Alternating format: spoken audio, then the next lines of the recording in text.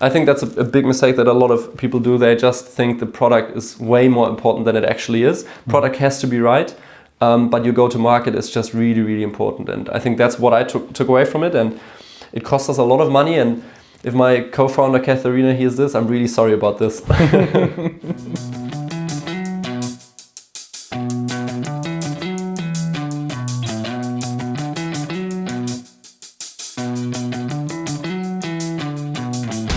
Welcome to the Growth Show. What keeps us driving is what drives you further. This is your hosts, Sebastian Kunz and Serhat Kaya. We are here today with Florian Schneider of Fairling and Fairling. Welcome, Florian. Thank you. So today I'm alone without Sebastian and have the pleasure of talking with an amazing Hamburg founder. So, Florian, let's start with a short pitch of what you do. So, who are you and what do you do for a living? Okay, I'm Florian. I'm the founder of Fairling, or it's Fairling now, a company that has pivoted quite a lot. Well, I would probably give you more of like the story behind it than an actual pitch. I'm, not really trying to sell, but that's probably just way more interesting to hear. Basically, we started our company in 2015. Which is actually 4 years ago now, actually quite some time. And we sort of had the dream that we wanted to help local stores to be more visible online. So you can imagine this kind of being like a digital shop window for shops where you could be looking for a certain brand. Like I see you're wearing Nike shoes. You could be looking for Nike shoes, for example, and then find the local shop in your area that is selling Nike shoes. Mm-hmm. So yeah, we started that, and we did have some traffic starting off, some organic traffic on that, but we found out pretty quickly that the people were only looking for lifestyle products. So they weren't really looking for, I don't know, where can I buy Tupperware or something. It was like actual kind of fashion, designer gifts and baby fashion lifestyle, stores. Mm-hmm. Since our business plan was involving a lot of shops, since we were running a subscription model, we found out pretty quickly that it wasn't going to be successful with only lifestyle shops. That was kind of the moment when we thought, okay, we had to stop this because the market was just too small. Mm-hmm. Thankfully, a couple of brands actually came up to us, like the Nike shoes you're wearing. Imagine a smaller brand from that section selling shoes, came up to us and were asking us, hey, can we run ads on your website?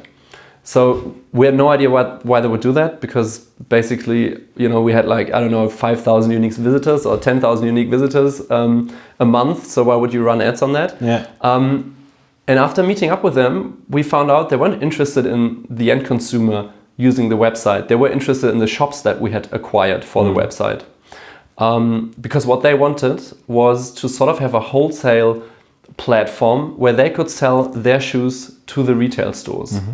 So we're like, hey, that is interesting. That is kind of like a trade fair concept, just in a digital kind of way. So we started sort of, building a platform around that, building a virtual trade fair is what we call it now. Mm-hmm. It was still a windy road, but in the end, we're profitable now, and we're working in about 20 countries on the brand side and in the German-speaking part of the European Union on the store side. And we're basically helping, brands find new resellers for their products. And that's long story short, that's what I do now. Awesome. So when did you actually pivot? Yeah, that's a good question. To be honest with you, the idea of pivoting was probably after a year or something, but it was a pretty long and windy road still, because basically we did everything wrong. Well, there were a couple of things we did right, but that was by coincidence. Yeah. So we didn't really test our assumptions with little or no money. We just tried to gather as much money as we could from friends and family, which wasn't a lot, but it was all we had. We started hiring a full-time developer straight away. Mm. We rented an office. Sort of our go-to-market plan was something like word of mouth, and we're going to become viral and we're going to get a lot of PR. So, there wasn't really one. So yeah, we did a lot of wrong things, but we still managed to squeeze out that MVP for that little pivoted, project that we had. And we managed to get a couple of brands on it and a couple of stores, and it was vaguely working, but we didn't grow at all, basically. Yeah. So we did a lot of cold calling, and we did a lot of what else did we do? We sent out newsletters and we tried everything, but we weren't really growing. And then I think it was about a year and a half ago when I sat down and I was like, well, I just got like 30 rejections from cold calls and, I can't take it anymore, basically. And we virtually had almost no money left, and we were doing agency work to, kind of, survive and all that. And then I was like, okay, how do we spend the last 2,000 or 3,000 euros that we have right now? So I was like listening to a lot of podcasts, like you do. I was reading books and trying to figure out what we could do, and they weren't really helping me.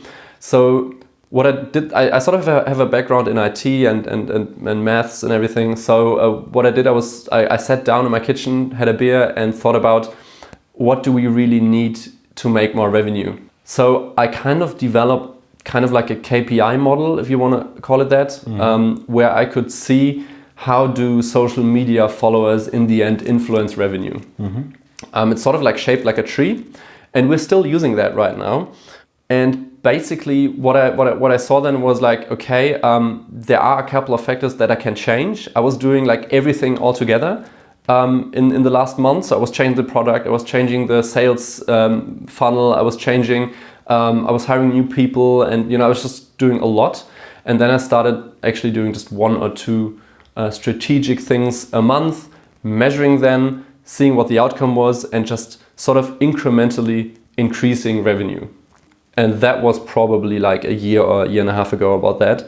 And that's when it sort of started to get better. And when we started to actually grow, we've actually 10x in revenue over the last 12 months, which I think is mostly because we found a way to sort of measure how our changes affected the revenue in the end. So it's the new model which 10x actually, not the old model, right? Yeah, it's the basically the virtual trade fair that 10x'd, but it didn't do that by itself. It just did that because we sort of understood how we could, measure the whole company and put it in a financial model, if you want to call it that, and then do incremental changes to actually, increase revenue. Just to give you an example, we started off with one pricing. So if you were a brand, you had one pricing on the virtual trade fair, where you could stay on the platform for 6 months. That was basically it. So we're like, okay, you know what else we do? We just have a second pricing, so you can stay on the trade fair for 12 months. So there was no change in features at all. But some customers are willing to pay more, so that was the first change that we made that gave us more revenue. So that was like the start of everything. Yeah. And then we were like, okay, that is working. What else can we do? Well, we just try to measure one thing this month. That is our sales conversion. So just try to get that better. So we went to Dirk Reuter. Do you know Dirk Reuter? It's like a big kind of famous German sales guy. I think it's like 4,000 people in a room, and it's like 100 euros. And we just went there and tried to get the sales pitch right. And we did that, and it increased conversion by 5%, So the revenue went up again. And the next thing we started doing social ads, to get more leads basically, and that increased again. And then we started to think about, okay, what product metrics are important for the user, and only change really subtle things to get the customer happiness, better. By that time, we hardly spent any money at all on product development anymore. So it was mostly like really subtle changes, and that's when everything kind of took off, and we were like, okay, this is growing. We could start hiring people, and we're like, almost 10 people now, which is still kind of small, but it's sort of a profitable running machine where I know how much money I can put in and how much comes out in the end, and that was the thing I was missing for the first 3 years when running the company, basically. Yeah. What would you consider, besides, of course, revenue and maybe users, the most important KPI? The thing is, I think it's important. There's one thing that I can maybe give, like other people that that are listening to this, that I found out a couple of months ago. There's such a thing called vanity metrics. Are you familiar with that? Yeah. So that is basically when you are trying to measure product KPIs. What a lot of people do is measure absolute numbers, as in absolute numbers of users, as in absolute numbers of logins or something like that. That has to be a relative metric measured in accordance to users. So, for example, logins per user. Otherwise, you're not actually measuring your product development team. You're just measuring your sales team again. And then every metric becomes a sales metric, you know? So that was a really important learning I had in the past months, for example.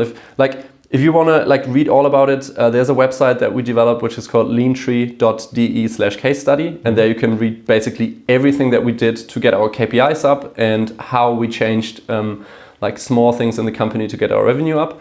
And I will say something about that in there as well. But yeah, that's something that I think was very important to us and that we had to learn. Because as it turned out, before we knew that, the past year, we didn't really make any positive changes according to product. We just got more user on the product, but the product wasn't really getting any better.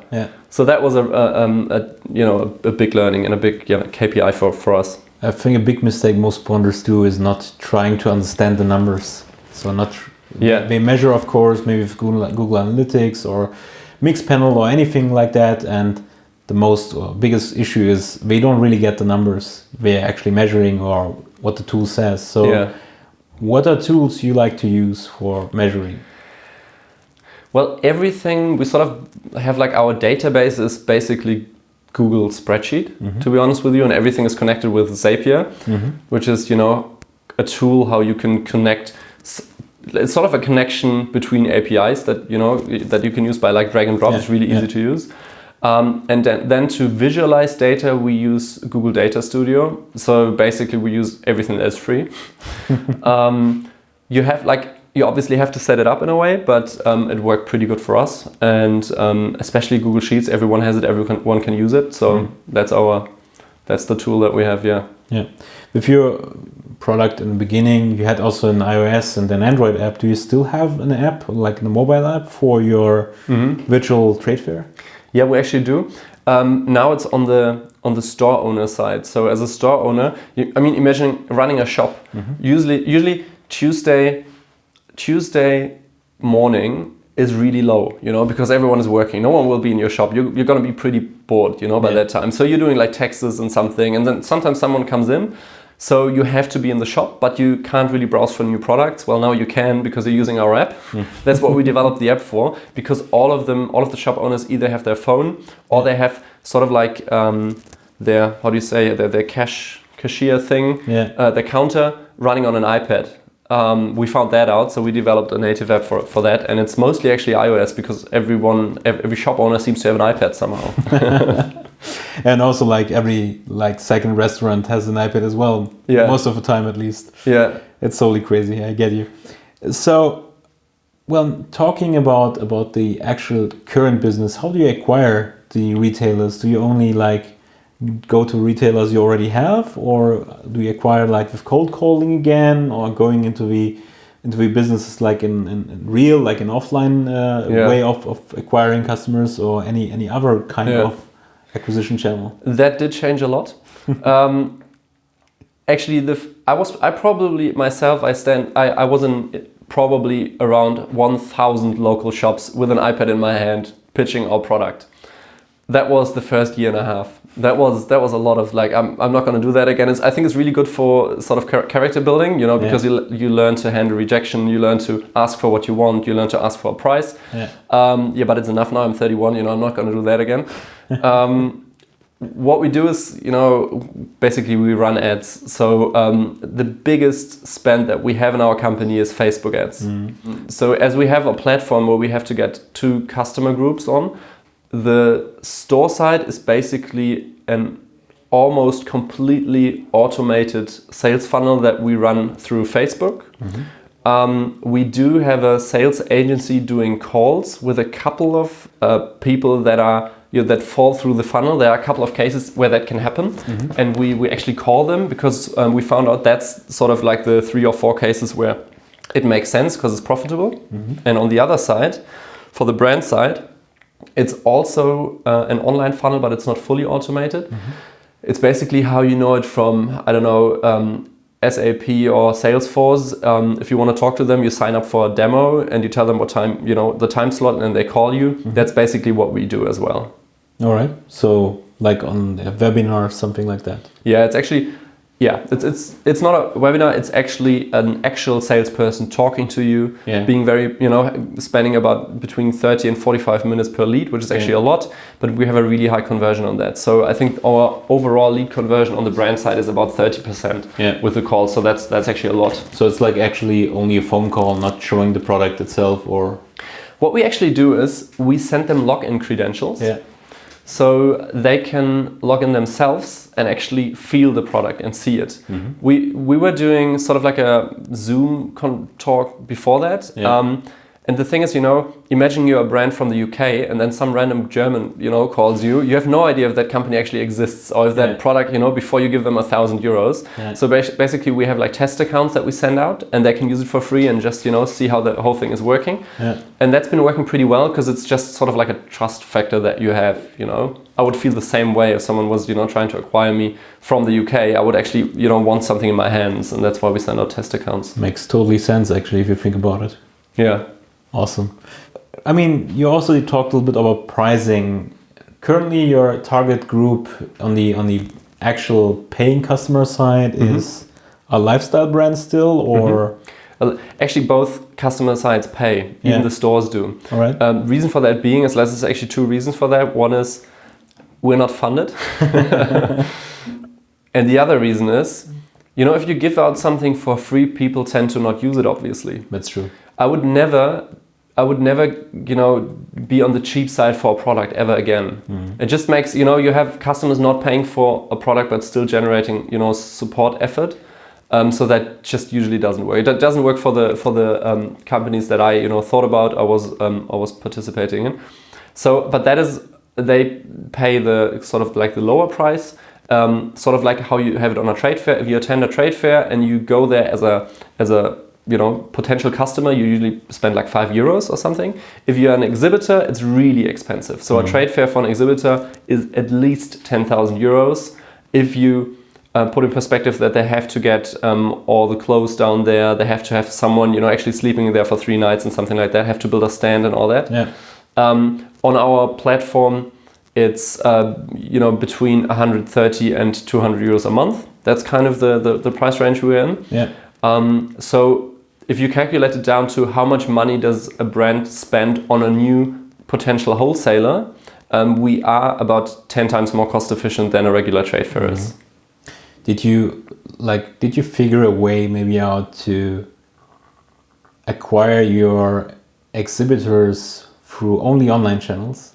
Yeah, that's how we do it, it's Facebook ads. Well, they sign up for a demo call, so that's our actual connection that we have them. And once they are customers, we even have very close calls with them. So our customer success, we sort of have just built that. Yeah. So we still do a lot of calls. It's not completely automated because the product is new and you actually have to show them how to use it. Yeah.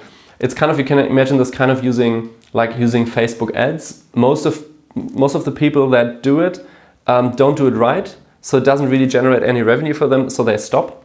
But the market for Facebook is really big, so it doesn't matter too much. Our market is not as big, so we have to show people how to use it. Yeah, it makes totally sense. So how did you, the €10,000 I assume for a year or something, right? That €10,000 would be for a trade fair, but on our platform you pay between 100 and €200 a month. All so that's about 1,000, which is about the 10th of the price on what you spend on a trade fair for 2 days. All right. What I'm curious about is how did you figure out the right pricing for your actual clients or the brand clients? Because usually it's really hard for a startup or in general a business to figure out what way should actually price their product or service for, because they don't have a feeling for it. And sometimes you're not really sure if people really pay that money for it, To be honest with you, we changed our price a lot. Yeah. And we mostly increased it. So did you run experiments? We did. I mean, that is really simple for a product that, sells a lot in a month. If you have a product that you sell once a month, it's really hard to measure something. So for us, it's, about, it was about 30 new subscriptions on the brand side, for example, a month. So it was just enough that we could do significant tests. To be honest with you, I think, and what I have read is if you have 20% or less of the people you talk to telling you the pricing is too high, even though you have framed it and done everything right, then it may really be too high. If it's below 20% of the people telling you, it's too high, stay with it. If you see like, okay, every second person tells me it's too expensive, then it's probably too high. But I would definitely always start on the higher priced end. Yeah. Everyone really shies away from higher numbers, but it doesn't really make sense, because if you think about the mindset, if you sell something really cheap and you have a good product, then you don't acquire enough money to spread the good product, throughout the whole market. So it doesn't really make sense to sell it for a really cheap ticket. Yeah. So what was your biggest mistake in all that journey you already shared with us? Like, what was your biggest fuck up, and actually what did you learn about it? Yeah, so when we were still, when Findeling was still a platform, or it still kind of is, you can still use it that way, but sort of in the beginning, we were still trying to get end consumers, to find new resellers. I had the idea of bringing a chat to the app. So my idea was you could chat with a store owner about a product. To get back to the example of your shoes, you Google the shoes, you end up on our website, you end up with a shop that has those shoes, so you can ask them if he has your size, and if they are blue. And I thought about, it would be sort of like a conversation between the store owner and a person just you at home, but it would kind of feel like, actual shopping. That didn't work out at all. People weren't using it. The stores were kind of annoyed, if they would answer too slow, and it would really work out. And the problem why it didn't work out, it wasn't only the feature. It was that about 95% of the development time of the whole feature was spent on developing the feature, but about 50% of the time should have been spent on go-to-market. How do we advertise it? How do we get people to use it? Not how do we build the, sort of technique behind it and all that stuff. I think that's a big mistake that a lot of people do. They just think the product is way more important than it actually is. Product has to be right, but your go-to-market is just really, really important. And I think that's what I took away from it. And it cost us a lot of money. And if my co-founder, Katharina, hears this, I'm really sorry about this. Actually, it's pretty interesting learning, because I think most founders I've met so far try to over-engineer their product before actually going to the market, or focusing on actually figuring out if the target market is really interested in the product or will adapt it and will use it. Because if you think about it, most of the time you really invest so much time in a product, and at the end you figure out that no one will use it. Yeah. And I think this is probably one of the hardest lessons every entrepreneur out there has to do and feel, because at the end, like, if you go into the market for an MVP and try to figure out if people will really use it, and like even maybe fake your product in the beginning, you will figure out if it's really worth it, and people feel like you feel, because people are sometimes convinced that they are the actual measure. But as you said, like, it's important what the KPIs say. And if the KPIs say no way, it's probably maybe the wrong timing, or the wrong market, or in general a bad idea maybe even. So I think The Lean Startup is a really good book for that, because it sort of teaches you how you can test your assumptions without having any money. And that is, even if you have money, that's a really good way of, doing it. Testing something and then, just running a test without actually having a product. Even now when I'm testing new ideas, we actually build the sales funnel first, and start with ads and just see, what comes back, and then talk to the people about it, and then even give out the product for free to even if they have to sign up for it and it seems like they're paying, we'd sometimes even give out the product for free. But the customer would always be in the position when he decides for it, he would feel like he's paying for a product. So we can actually then measure, and then we'd call them up and be like, hey, this one is for free, But we actually test the sales part first before we develop something, and that was a big learning for me. Yeah, awesome.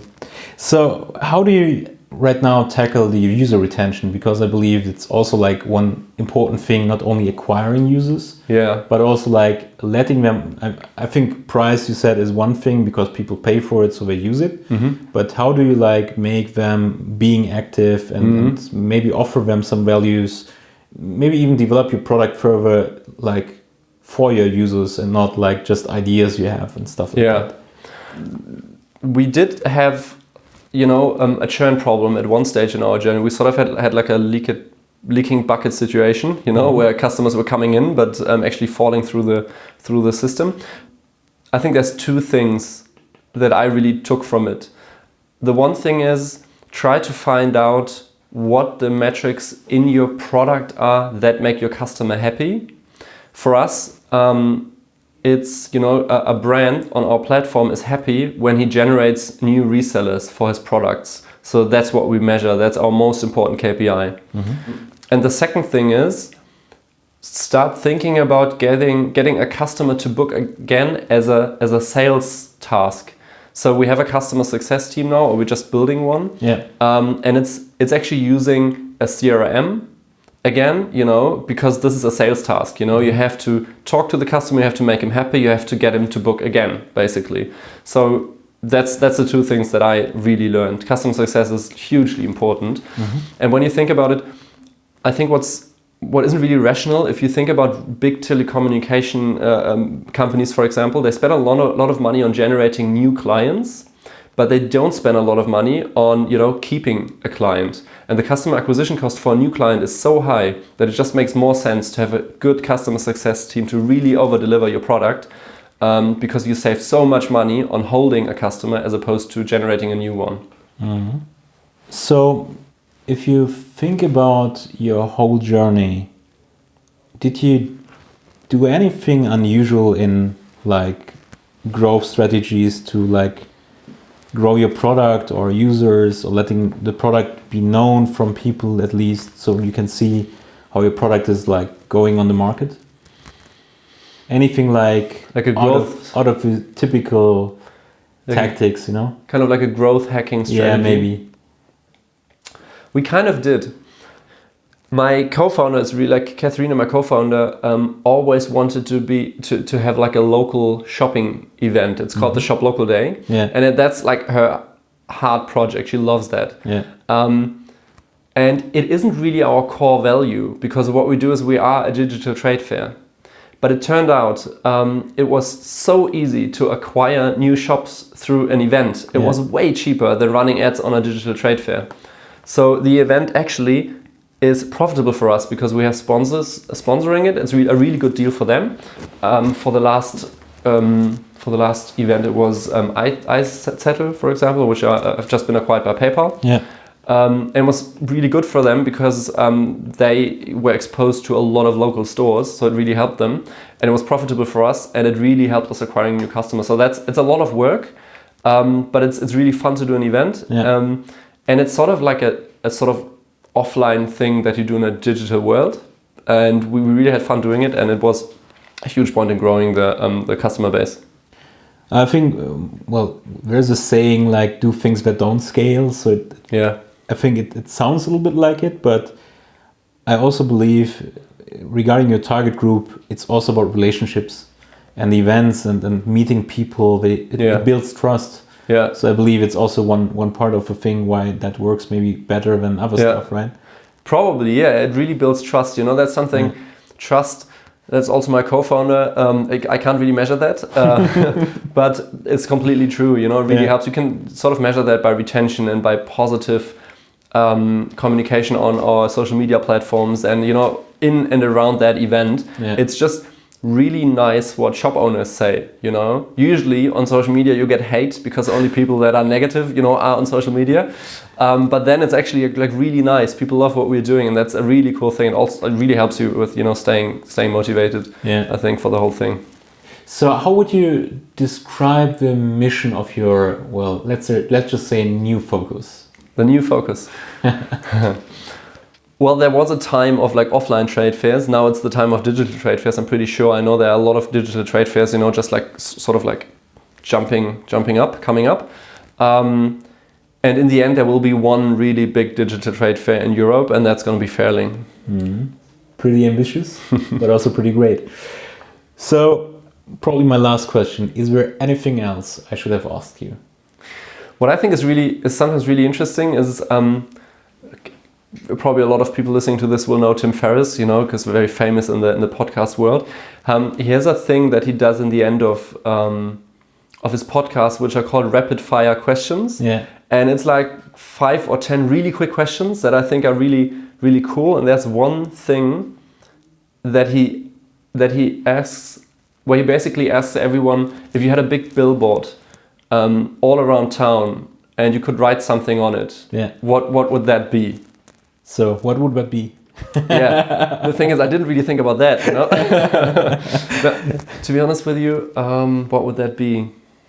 Well, for me, because that's just in what I believe in, is find a system, because that's how I look at things. I always try to find a system behind it, and that's just what I'm hugely passionate about it. And I think it just works for business really, really good. It also works for, if you want to make people happy, just, think about what makes them happy. Just try to find a system and then, run the system.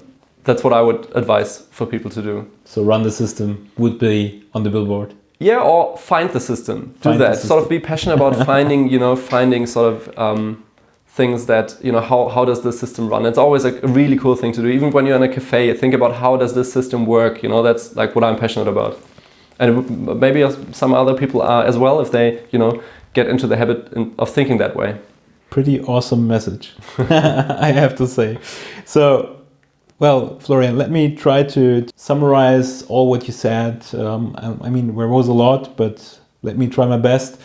First of all, of course, KPIs matter. So if you run a startup, try to measure your KPIs and figure out what the most important KPIs are. And of course, check your vanity metrics and stuff like that. Also, focus on the go-to-market strategy and less to, over-engineering your product. Sometimes it's probably a great idea to directly figuring out if the product is really working.